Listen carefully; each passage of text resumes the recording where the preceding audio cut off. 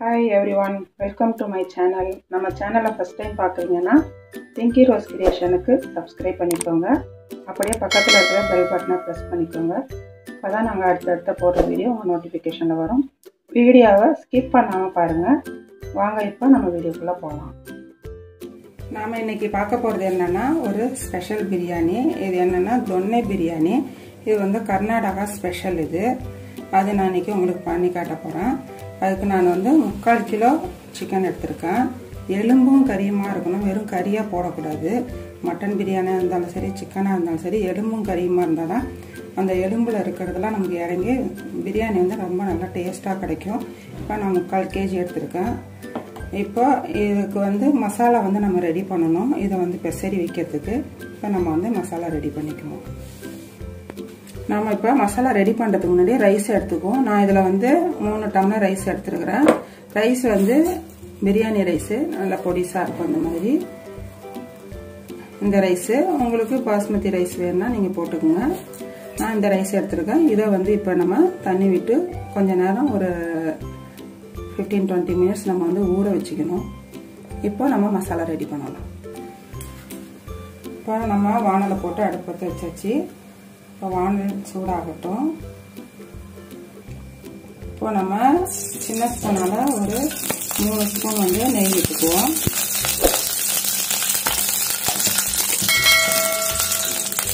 கொஞ்சமாக ஆயில் போட்டுக்குவோம்.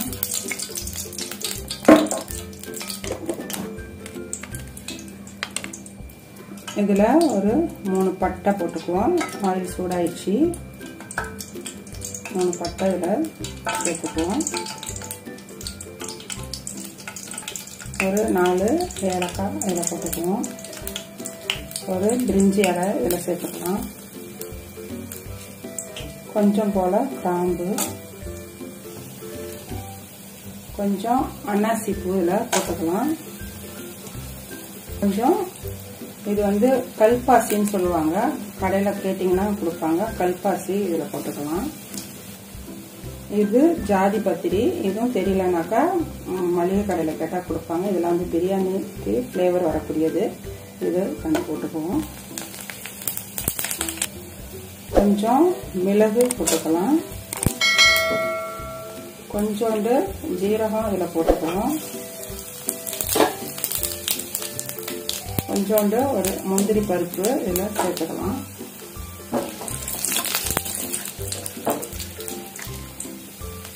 இப்போ இதில் நம்ம ஆனியன் போடணும். ஆனியனை இதில் சேர்த்துக்குவோம்.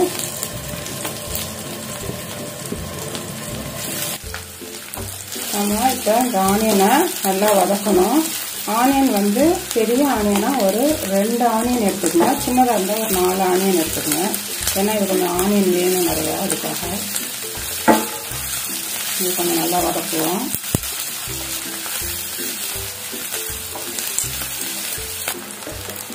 சீக்கிரமாக வதங்கிறதுக்கு கொஞ்சோண்டு இதில் சால்ட்டு சேர்த்துக்குவோம். நான் சால்ட்டு போடுறதெல்லாம் கவனிச்சிக்கணும். ஏன்னா ரைஸில் வந்து சாதம் எடுத்துட்டு ரைஸு உப்பு கூடிடக்கூடாது. அதனால் கொஞ்சம் அளவாக போட்டுக்கணும் கரெக்டாக. இதில் ஒரு 5-6 பச்சை மிளகாய் உடச்சி வச்சுருக்கேன். கீரையில் இது ஏன்னா நம்ம எல்லாத்தையும் அரைக்க போகிறோம். அதுக்காக இப்போ நம்ம இதில் சேர்த்துக்கலாம். ரொம்ப வந்து ஆனியன் வந்து பொன்னிறம் வரணுன்றதுலாம் அவசியம் இல்லை. கொஞ்சம் அது அந்த பச்சை வாசனை போனாலே போதும்.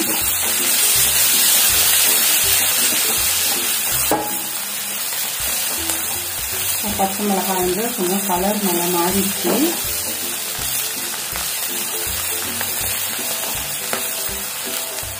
இப்போ நான் ஒரு 4 தக்காளி கட் பண்ணி வச்சுருக்கேன். ரொம்ப பொடிசாக கட் பண்ணுற அவசியம் இல்லை. கொஞ்சம் பெருசு பெருசாக இருந்தாலும் பரவாயில்ல. ஏன்னா நம்ம வதக்கிட்டு அரைக்க தான் போகிறோம். இதை இதில் சேர்த்துக்கலாம்.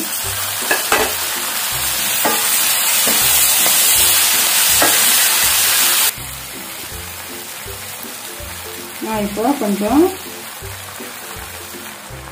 கொத்தமல்லி கொஞ்சம் நம்ம இதில் சேர்த்துக்கலாம். நம்ம பொடியாக கட் பண்ணணுன்ற அவசியம் இல்லை. இப்போ இதை நல்லா நம்ம வதக்கணும். இதோட நம்ம இன்னும் கொஞ்சம் புதினாவும் சேர்த்துக்குவோம். கொஞ்சம் புதினா வந்து நம்ம இதோட சேர்த்துக்குவோம்.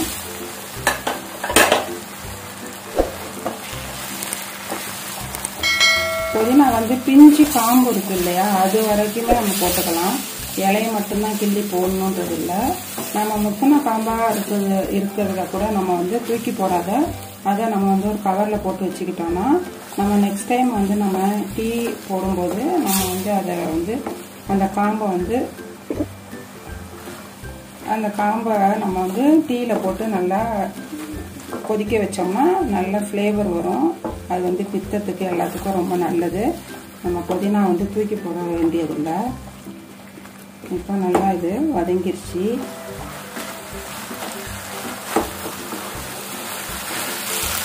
இப்போ இது அவ்வளோதான். நம்ம அடுப்பை ஆஃப் பண்ணிடுவோம். இதை வந்து நல்லா இது ஆறணும். ஆறிட்ட பிற்பாடு நம்ம மிக்ஸி ஜாரில் போட்டு நல்லா ஃபைன் பேஸ்ட்டுக்கு நம்ம இதை அரைச்சிடணும். இப்போ இதை அப்படியே ஆறட்டும். இப்போ இதை ஃபைன் பேஸ்ட்டுக்கு அரைச்சாச்சு. இப்போ வந்து நம்ம சிக்கனில் போட்டு பெசரி வைக்கணும். இப்போ நம்ம இதை சிக்கனில் போட்டு பெசரிக்கலாம். இப்போ இதை கிரேவியை இதில் போட்டுக்கணும். போட்டுட்டு எல்லாத்தையுமே போட்டுக்கணும். அரைச்சது எல்லாத்தையும் இதில் ஒரு ஸ்பூனு உப்பு சேர்த்துக்குவோம். இதில் கொஞ்சம் ஒரு 1/4 ஸ்பூனு மஞ்சள் பொடி சேர்த்துக்குவோம். இப்போ நல்லா இதில் பெசரிக்குவோம் எல்லாத்துலேயும். இப்போ நான் கொஞ்சம் பெரிய பாத்திரத்தில் போட்டு பெசரி வச்சுருக்கேன். இது வந்து ஒரு 1/2 அன் ஹவர் இது வந்து நல்லா ஊறணும். இது ஊறட்டும்.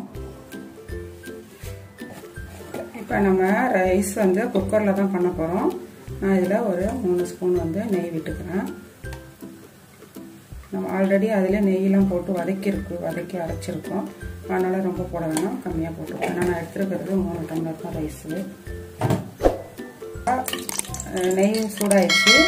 இதில் நம்ம இப்போ பிரியாணி பண்ணுறதுக்கு இதில் 2 பட்டை போட்டுக்குவோம், ஏலக்காய் போட்டுக்குவோம், கொஞ்சோண்டு அன்னாசி பூ. இது உடஞ்சி போயிருக்கு, பரவாயில்ல, அதோட ஃபுல்லாக ஃப்ளேவர் அதில் தான் இருக்கும். அதை நம்ம போட்டுக்கலாம். பசி 1 போட்டுக்கிறோம், ஜாதி பத்திரி 1 போட்டுக்குவோம், பிரிஞ்சி இலை சின்ன இலையை 1 சேர்த்துக்குவோம், கொஞ்சம் கிராம்பு சேர்த்துக்குவோம். நான் கொஞ்சம் நீல வாக்கில் பொடிசாக 2 ஆனியன் கட் பண்ணி வச்சுருக்கேன். அதை இதில் சேர்த்துக்கலாம்.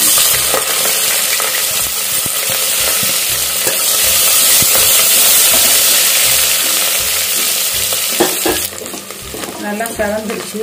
இந்த மாதிரி நல்லா கலர் வரணும். இப்போ நான் இஞ்சி பூண்டு விழுது தனியாக அரைச்சி வச்சுருக்கேன். இதை இதில் சேர்த்துக்கோங்க. கொஞ்சம் போல் சோம்பு நான் அரைச்சி வச்சுருக்கேன், அதையும் சேர்த்துக்குவோம். இதை நம்ம நல்லா பச்சை வாசனை போட வரைக்கும் இதை நம்ம நல்லா வதக்கணும். அது கூட நம்ம ஒரு 4 பச்சை மிளகாய் கீழே வச்சுருக்கேன். இதை இதில் சேர்த்துக்கலாம்.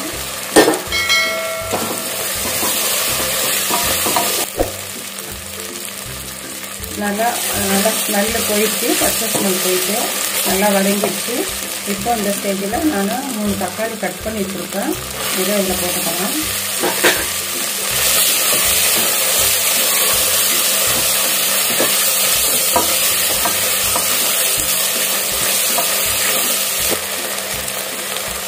இப்போ இதில் கொஞ்சம் கொத்தமல்லி கட் பண்ணி வச்சுருக்கேன். அதை இதில் சேர்த்துக்குவோம். கொஞ்சம் புதினா வச்சுருக்கேன், அதையும் நம்ம அதில் சேர்த்துக்குவோம்.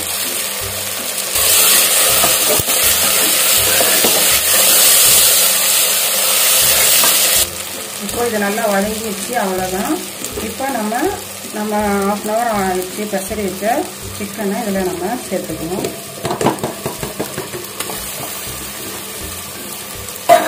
இதை இப்போ நல்லா கிளறி விடுவோம். இது வந்து கொஞ்சம் வந்து லைட்டாக குக் ஆகணும். அதுக்கப்புறம் தான் நம்ம ரைஸ் சேர்க்க போகிறோம்.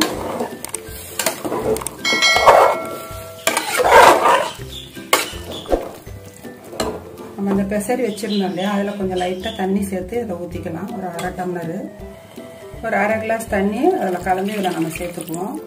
இப்போ நல்லா இது கொஞ்சம் ஹாஃப் பாயில் ஆகணும். நல்லா கிண்டி விட்டுக்குவோம்.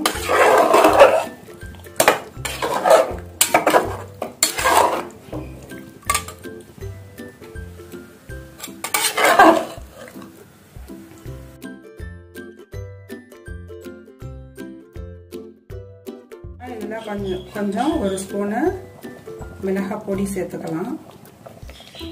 ஏன்னா காரம் கொஞ்சம் வேணும், அதனால். உங்களுக்கு காரம் வேண்டாம், இல்லை அந்த பச்சை மிளகாய் இருக்கிற காரமே போதும் அப்படின்னா நீங்கள் சேர்த்துக்க வேண்டியதில்லை. இல்லை எங்களுக்கு காரம் பத்தாது வேணும்னா நீங்கள் ஒரு ஸ்பூன் போட்டுங்க. எனக்கு இது காரம் பத்தாது, அதனால் நான் ஒரு ஸ்பூன் போட்டுக்கிறேன். இப்போ இது கொஞ்சம் லைட்டாக குக் ஆயிடுச்சு. நான் இப்போ இந்த ஸ்டேஜில் நம்ம ஊற வச்சு வச்சுருக்க ரைஸை இதெல்லாம் சேர்த்துக்கலாம். தண்ணியை நல்லா வடிகட்டிட்டு போட்டுக்குவோம்.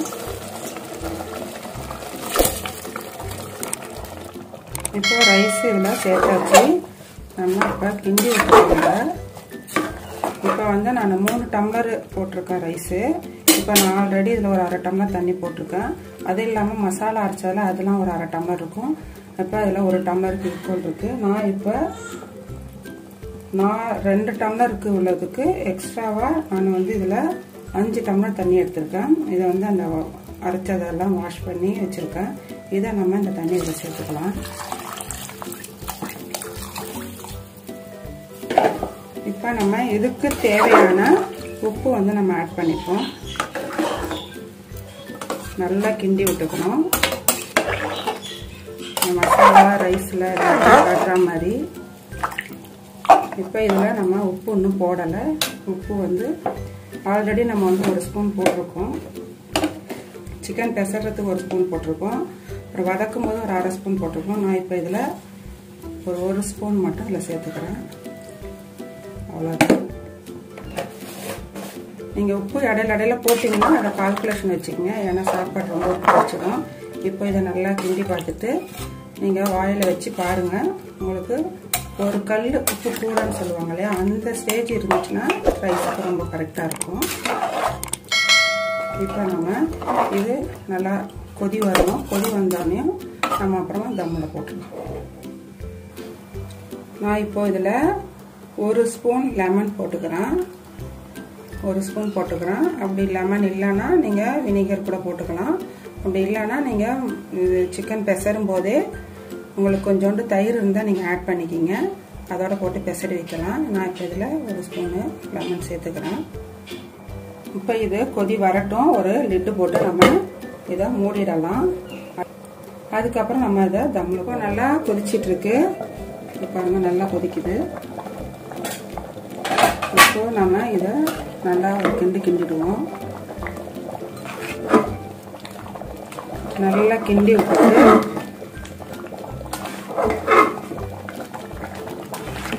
நல்லா அதை பாருங்கள் கொஞ்சம் தண்ணி நம்ம வச்ச தண்ணி குறைஞ்சிருச்சு. ரைஸ்லாம் மேலே தெரியுது. இந்த ஸ்டேஜில் நம்ம குக்கர் மூடியை போட்டு நம்ம மூடிடலாம். மூடிட்டதோட நம்ம கொஞ்சம் ஃபுல்லாக வச்சுக்கணும். கொதிக்கிற வரைக்கும் ஃபுல்லாக இருக்கணும். அதுக்கப்புறம் இதை கொஞ்சம் குறைச்சிடணும். ரொம்பவும் கம்மியாக இல்லாமல் ரொம்பவும் ஜாஸ்தி இல்லாமல் மீடியம் ஃப்ளேமில் வச்சிடணும். இப்போ நம்ம மூடி போட்டு மூடிடலாம். ரொம்ப லோவாக்கிடாதீங்க, சாதம் குழஞ்சிடும். அதனால் கொஞ்சம் ரொம்ப ஹை ஃப்ளேம் இல்லாமல் கொஞ்சம் இதுவும் இல்லாமல் வச்சுட்டு இது 2 விசில் வைங்க. இதே நீங்கள் உங்கள் ரைஸை பொறுத்து இருக்குது. நான் இப்போ இதில் 2 விசில் வைப்பேன். அவ்வளோதான், 2 விசில் வரட்டும். 2 விசில் வச்சு ஆஃப் பண்ணியாச்சு. கேஸ் வந்து போயிடுச்சு, ஆல்மோஸ்ட்டு போயிட்டு. நம்ம இப்போ ஓப்பன் பண்ணி பார்க்கலாம். சூப்பராக இருக்குது.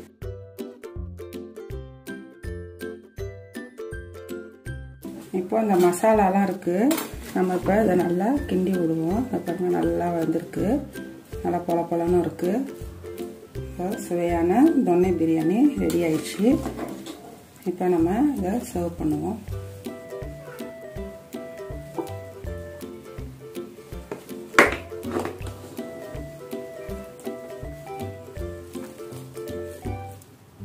இது ரொம்ப ருசியாக இருக்கும். நம்ம அந்த பிரியாணி மாதிரி இல்லாமல் இது கொஞ்சம் டிஃப்ரெண்ட்டாக இருக்கும். அவ்வளோதான், பிரியாணி ரெடி. இப்போ தொன்னை பிரியாணி ரெடி ஆயிடுச்சு.